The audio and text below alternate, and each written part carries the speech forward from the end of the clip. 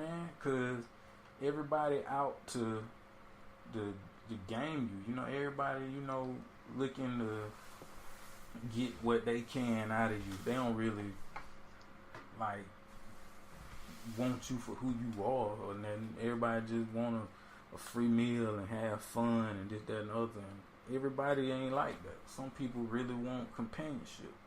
And me, man, I'm just at the point where if I can't be with somebody that, you know, gonna be in it for the long term with me, I'd just rather ride it on out, you know, by myself. Cause this shit, man, I just don't want to start over. I be just to keep it real, you know what I'm saying? I just don't want to start over, because once you get in like that, man, like you get dug in how I'm dug in, who want to do that grind all over again, man? You know? Oh yeah. I always say, like, after all the effort, after all you're investing into someone, I don't see how people can get married multiple times, because it's just too. That shit draining. Too intense too, you know. And I think courting, it should be, because I think people try to romanticize relationships into thinking that there's no work involved with, one, falling in love, and two, staying in love. Yeah, I think prior to it, I mean, you have to work into you put work into, you know, investing your feelings, because especially I don't think it's I think people naturally try to fight feelings such as falling in love, because it requires a level of vulnerability that not too many people are comfortable giving up often, you know, and it has to be steady. So you have to be willing to give that part of yourself to that person. Also have to be willing to receive that part in someone else. And I think the receiving part also becomes tricky to those, because it's, you know, a very valuable part of someone else. And too many people kind of squander it because they weren't ready to deal with that aspect. You know, like a lot of, and it's also spending too much time with the wrong person. So when you start talking about not wanting to do it over again or do that, a lot of people kind of force it because of that fear of having to start over again. And it gets themselves into trouble with people who they probably even should never been with before. Like, anyway, they should just be by themselves. Right. Because there's a huge fear. No one wants to be alone forever. You know, you want to be alone on your own terms and all that, but when you find, like, you want that person who is your confidant, someone who you can come home to and just let loose with. Yep. But you don't want to have that, lose it, and then start all over again, try to find it, because it is a fucking bitch of a process. and it's not something, and there ain't too many of those in the world, you know? It's like we only have so many breaths in our bodies. We have only so many smiles. We also only have so many feelings for that we have that we can expend. Yeah. So you don't want to waste it. Like, you shouldn't waste it on those who aren't worthy of it. And you also should make sure that you're not cheating the person that you love. And I think that's also what courting is about. It's showing that person your true self. Doesn't need, like, your best self is a lie. It's about who you are. Yeah. Yeah, and then recognizing that in another person. Then once you decide to take the next step and escalate that relationship, then it's about finding that foundation. I mean, building that foundation and creating a legacy off of that foundation. So then it's about, you know, I love this person despite the fact that they fucking burn the grilled cheese, or despite the fact that, yo, you love your grilled cheese, boy. or despite the fact that they'd rather have a Baby Ruth as opposed to a Snickers, you know. But like, people say that, but like, the little stuff breaks up marriages, you know. Yeah. And I think it's something that people should always you should always just be aware of. Like, hey, love is never perfect. It's never going to be perfect. Real love is flawed intrinsically, because humans are the ones that keep it going, and there's nothing perfect about any human. Yeah. And you know, I think some, like both of y'all done kind of hit on it a little bit that I think people miss about courting, and that is like when you're courting somebody, like not only are you, you know, treating them a certain type of way, taking them out doing certain things, but it also is like getting to know the people around them. Because like Van was saying, you know, like she still got her friends she can go out with and do whatever with. Like there's certain stuff where like even me and you may go out and do stuff, and like Shannon and I already know like this is just what we do, and you gotta have that level of understanding, because like you was already around this person before you married them. You already knew their friends and how you were before you married them, and now you know, and it's like, all right, this isn't new. But let's say you don't like establish all this in the courting process. That means all that stuff is gonna be foreign to you, and you're gonna find yourself in a situation where it's like,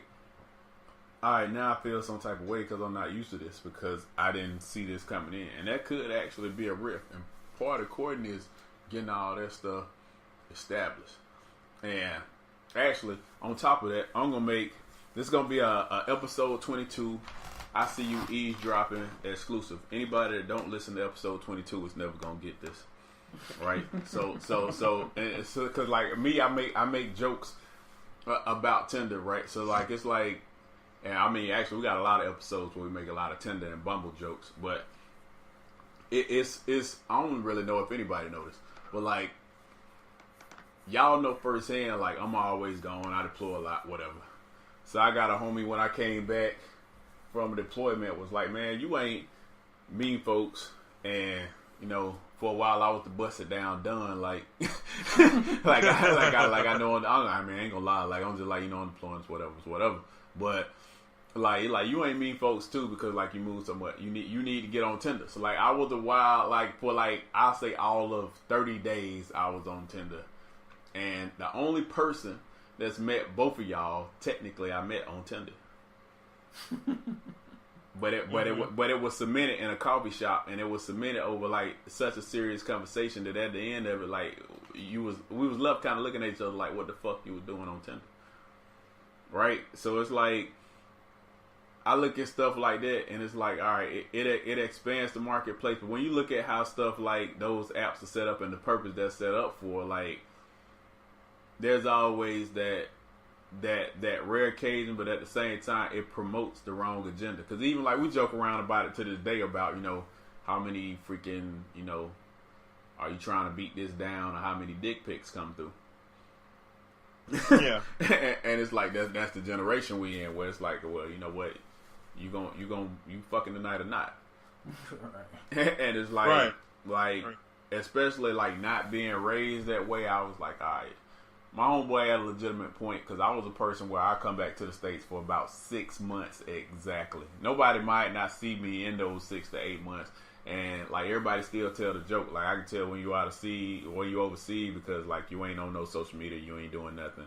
Only, you know, certain people hearing from you.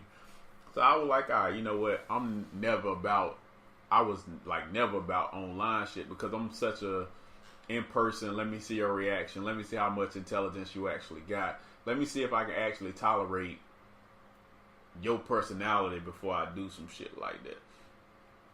So, like, I was never into that shit, because, like, me, I mean, there's benefits to social media, but at the same time, it's created a generation where people do dumb shit like commit suicide on social media. And I'm just like, all right, man, like, I just can't get down with this on a certain level. Like, I see the purpose of it. And we had a dozen social media conversations, but, like, the Tinder, Grindr, Bumble, all that crap generation, I was like, man, that will never be the case. And then it was the case, you know. So it's like, all right, this is some ironic shit. And even when it happened, we're like, you know what? Even then, it was like, you know, we met at a coffee shop. Like, what the bullshit? We met at a coffee shop. And I was like, all right, this shit is super ironic. And even then, it was like,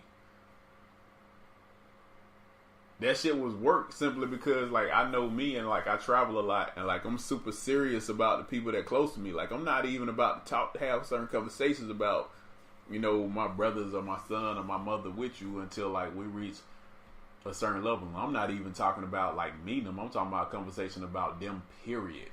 Right. like because I'm very serious about people not getting confused with what their role is. And if your role is to show up between the hours of 10 and 4 a.m. while my son sleep, you need to understand that's your role.